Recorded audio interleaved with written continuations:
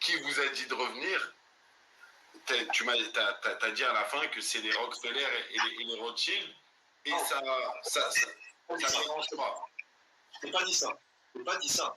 Je t'ai dit, beaucoup disent que c'est Rockefeller, les Rothschild. Il y a plein de théories. Et toutes les théories, en l'arrivée, on s'en fiche. La réalité, c'est qu'on est là. C'est-à-dire que peu importe les moyens que le Créateur va utiliser pour dissimuler le retour, parce que tu vois bien que Moïse a grandi en Égypte, et tout le monde l'a pris pour un pharaon. En fait, c'était le libérateur. Et pourtant, tout le monde aurait pu penser qu'il faisait partie du royaume égyptien. Donc, les voies que le Créateur emprunte pour nous ramener, elles peuvent être différentes. Tu peux penser ça. On attend la réalité. Excuse-moi, je termine, après je vous laisse parler. Désolé, j'ai monopolisé la parole un peu. Là, tu dis que, par exemple, c'est normal. Ça peut être le Créateur qui a fait ça. De toutes les façons, à la fin, le Créateur a laissé faire ça. De toute façon.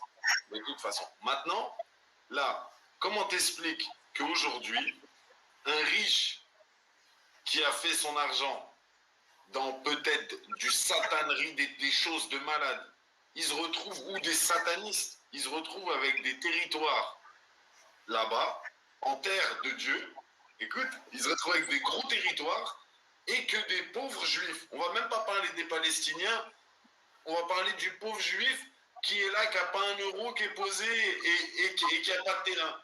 Est-ce que ce partage, c'est Dieu qui l'a voulu? Que ce sataniste vienne prendre un bout de terrain? Non, le partage, au fait, il doit y avoir des... Là, quand même, tu vois, je ne peux pas dire que... Excuse-moi, mais là, il n'y a pas de pilote.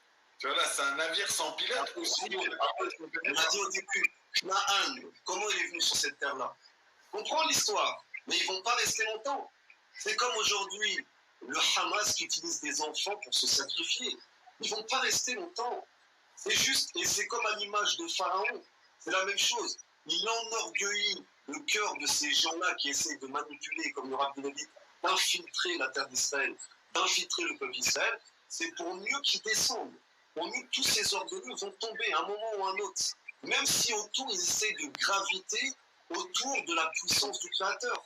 Tu sais très très bien que Hitler marchait bon. Il faut un prophète pour accomplir une prophétie. C'est pas avec une compréhension. Excuse-moi, parce que le retour d'Israël, il a été fait comment? Il a été fait découverte du pacte de Cyrus, de Quraysh, qu'on connaît sous le nom de Quraysh, un Ismaélite. Ce pacte qui a été fait, il a été découvert en 1876 par les Anglais, déposé au British Museum. Pendant qu'il y avait monsieur Rothschild qui tenait l'Angleterre complète sur un coup de poker. Il a gagné toute l'Angleterre. À ce moment-là, une lettre ensuite a été envoyée à Edgar Rothschild de l'autre côté pour déclencher. Ils ont déclenché la guerre mondiale.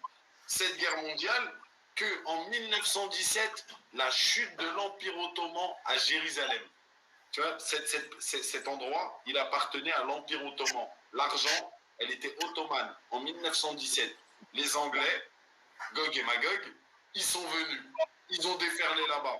Quel rapport avec moi? Mais c'est ça. C'est la réalité. Non, mais ça, c'est ça. Tu me parles des sables. Les Britanniques, c'est les sables. Tu sais quoi? C'est Satan en personne qui a fait ça. C'est quoi l'ange des sables? L'ange des sables, c'est le Satan. C'est écrit dans la Torah. En tout cas, c'est Satan en personne qui a fait quoi? Qui a colonisé l'Amérique, tué les Indiens, pris les Africains, jeté de l'autre côté, comme Nemrod un peu, tu vois, pris les Africains, jeté de l'autre côté, vider l'Afrique, ensuite arriver, dire, oh, il y a un pays vide, et se le partager en Allemagne. Et ensuite, c'est eux qui ont récupéré cet endroit, et, désolé du terme, mais qui vous l'ont donné. Voilà. Mais non, c'est ça. Et qu'aujourd'hui, il y a un déclassement de peuple. Attends, ah bon, c'est ça que tu n'as pas compris. Il n'y a personne qui va nous donner la terre d'Israël à part le Créateur. C'est pour ça que je te l'ai dit dès le départ. L'acte de propriété, il a été donné par le Créateur. Après, si les nations pensent avoir un acte dessus, ils se trompent complètement. Là, Le Créateur a donné la terre d'Israël à son peuple. C'est comme ça. C'est le plus vieux contrat de l'histoire qui est écrit dans toutes les Torahs du monde. Et tout le monde se lie à la Torah. Tout le monde, que ce soit les musulmans, les chrétiens, même les bouddhistes, tout le monde se lie à ça. Donc c'est ni les satanistes, ni les Anglais qui nous ont donné cette terre-là. Cette terre-là revient au peuple d'Israël de droit par la propriété du Créateur, écrit et signé dans la Torah que tout le monde reconnaît. Tu comprends? C'est pour ça que c'est un faux débat. C'est un faux débat. Maintenant, j'aimerais qu'on parle, parce qu'on est justement sur la Palestine. C'est ça la question. Et les questions que j'aimerais qu'on pose, et je vais les dérouler rapidement pour qu'on puisse avancer dessus. Est-ce que tu es d'accord que la Palestine a été complètement inventée après justement le retour d'Israël et la déclaration d'indépendance d'Israël en 1947? Non, parce que d'après Wikipédia, le mot Palestine était déjà là-bas, déjà depuis les Romains, comme tu l'as très bien développé. Et en plus de ça, quand les Anglais ont récupéré les je sais pas quoi, la Nouvelle-Zélande et l'Australie, quand ils ont récupéré l'endroit, en vrai, la bête, quand elle a récupéré cet endroit, ça s'appelait la Palestine déjà. 1900. Ok, alors, donc ça veut dire, attends, ce que tu es en train de dire, c'est-à-dire que la Palestine a toujours existé, et donc les Palestiniens aujourd'hui qui se revendiquent palestiniens, ça a toujours été les mêmes Palestiniens de l'histoire. Non, pas du tout. Au fait, non. Si tu me laisses une minute, j'ai un cadeau. C'est quoi? C'est la race d'où elle vient, de ces Philistins. La vraie race. Non, on a déjà fait ça. Moi, c'est important, c'est pour toi. Je te jure. Écoute, sois clair à mon avis. Oui, mais une minute, je te jure, c'est important. Même monsieur le Rav, il va être content, je pense. Écoute, ça vient d'un livre super ancien que Sirex, il a en sa possession.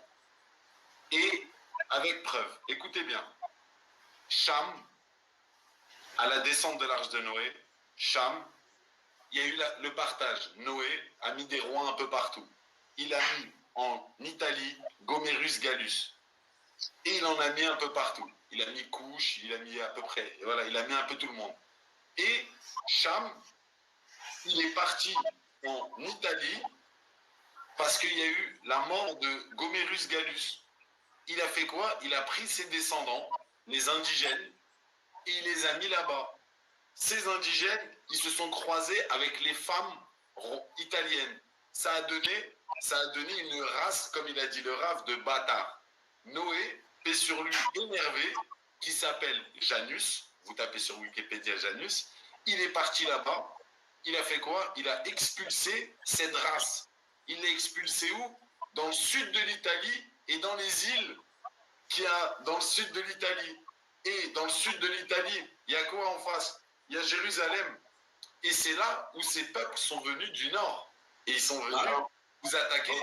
Voilà. Et tu réponds toujours à côté. La question que je pose, c'est qu'aujourd'hui, les Arabes qui se revendiquent des Palestiniens, ok, c'est ça que je te parle. On a fait déjà l'histoire des Cananéens, tout ça. C'est pas ça la question. Aujourd'hui, quand tu prends un drapeau palestinien, d'accord, quand des Arabes se revendiquent liés à la Palestine, ok, ça me fait rire.